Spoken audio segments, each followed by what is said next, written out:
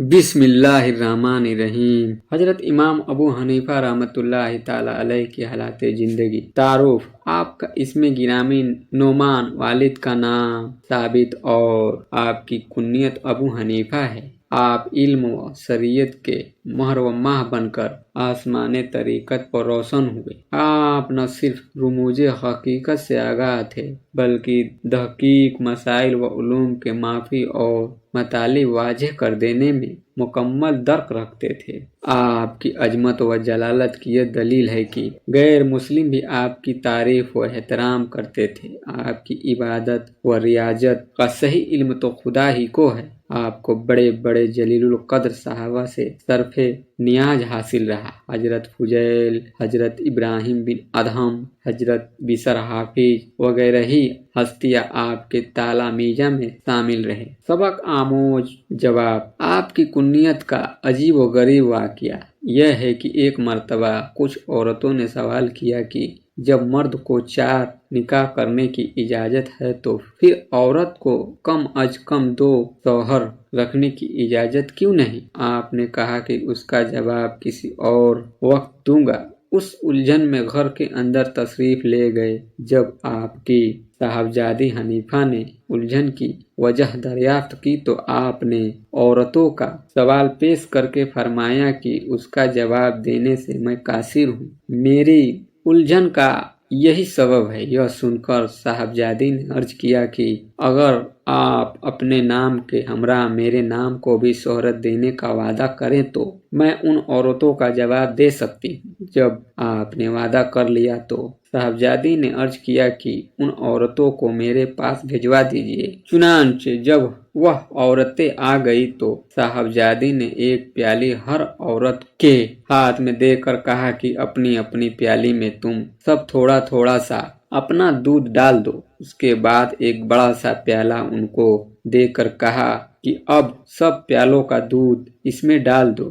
جب ان عورتوں نے یہ عمل کیا تو آپ نے فرمایا کہ اب تم سب اس میں سے اپنا اپنا دودھ نکال لو۔ لیکن عورتوں نے عرض کیا کہ یہ تو ناممکن ہے۔ صاحبزادی نے عرض کیا کہ جب 2 شوہروں کی شرکت میں تمہاری اولاد ہوگی تو تم یہ کیوں کر بتا سکو گی کہ یہ اولاد کس شوہر کی ہے؟ اس جواب سے وہ عورتیں ششدر رہ گئیں۔ امام صاحب نے اسی دن سے ابو حنیفہ کنیت اختیار کر لی۔ اللہ تعالیٰ نے بھی نام سے زیادہ کنیت کو شہرت عطا کی۔ جس وقت مدینہ منورہ میں حضور اکرم صلی اللہ علیہ وسلم کے روضہ اقدس پر یہ کہہ کر سلام پیش کیا کہ السلام علیکم یا سید المرسلین، تو جواب ملا کہ وعلیکم السلام یا امام المسلمین۔ بتائیے یہ صرف آپ جیسے خوشبختوں کے سوا کس کو نصیب ہو سکتا ہے؟ آپ کے سچے خواب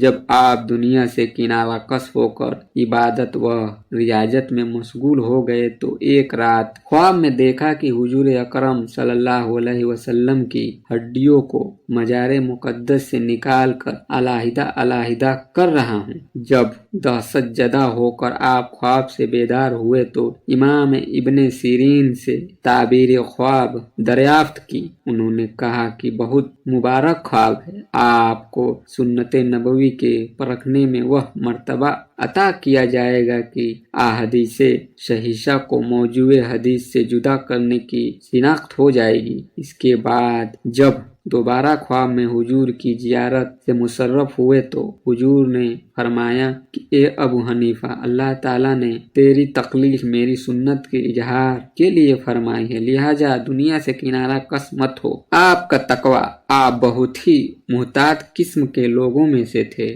چنانچہ ایک مرتبہ خلیفہ وقت نے تمام علماء سے ایک عہد نامہ تحریر کرا کے قاضی وقت امام شافعی کے پاس دستخط کے لیے بھجوائے، اسی لیے کہ آپ کی ضعیفی کی وجہ سے اجتماع علماء میں شریک نہ تھے۔ چنانچہ آپ نے اپنی مہریں ثبت کر کے دستخط فرما دیجیے۔ لیکن جب یہ عہد نامہ حضرت امام ابو حنیفہ کی خدمت میں پہنچا تو فرمایا کہ امیر المومنین بذات خود یہاں موجود نہیں ہیں، لہٰذا یا تو اپنی زبان سے حکم دے یا میں خود وہاں چلوں۔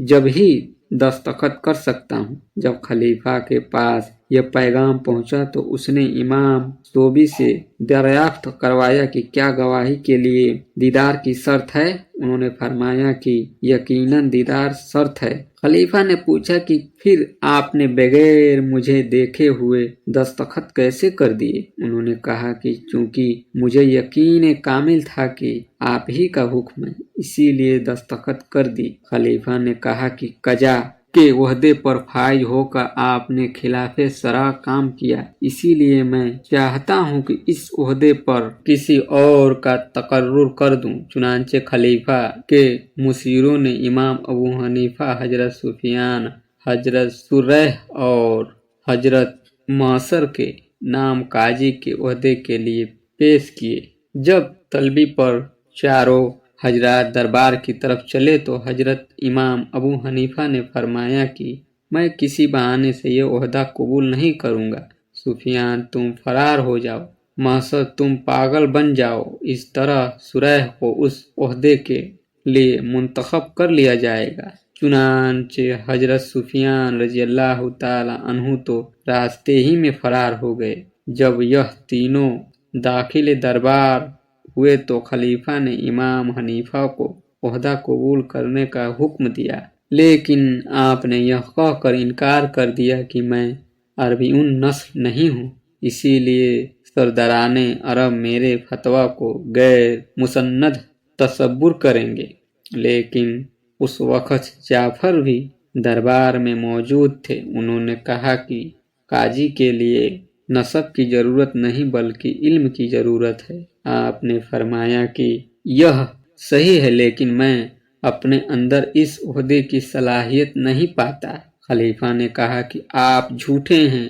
आपने फरमाया कि अगर मैं झूठा हूँ तो फिर एक झूठे को यह वादा तखफीज नहीं किया जा सकता। अगर मेरा कौल सच्चा है तो जिसमें काजी होने की सलाहियत न हो वह खलीफा का नाइब या काजी कैसे हो सकता है। उसके बाद खलीफा ने हजरत मसअर को ओहदा कबूल करने को कहा, लेकिन वह पागल बन गए थे। दौड़कर खलीफा का हाथ पकड़ा और बीबी बच्चों की खैरियत मालूम करने लगे। चुनांचे खलीफा ने दीवाना समझकर उनको भी छोड़ दिया, लेकिन हजरत सुरैह से इसरार किया गया तो उन्होंने यह ओहदा कबूल कर लिया। लेकिन इमाम अबू हनीफा ने तमाम उम्र उनसे मुलाकात नहीं की।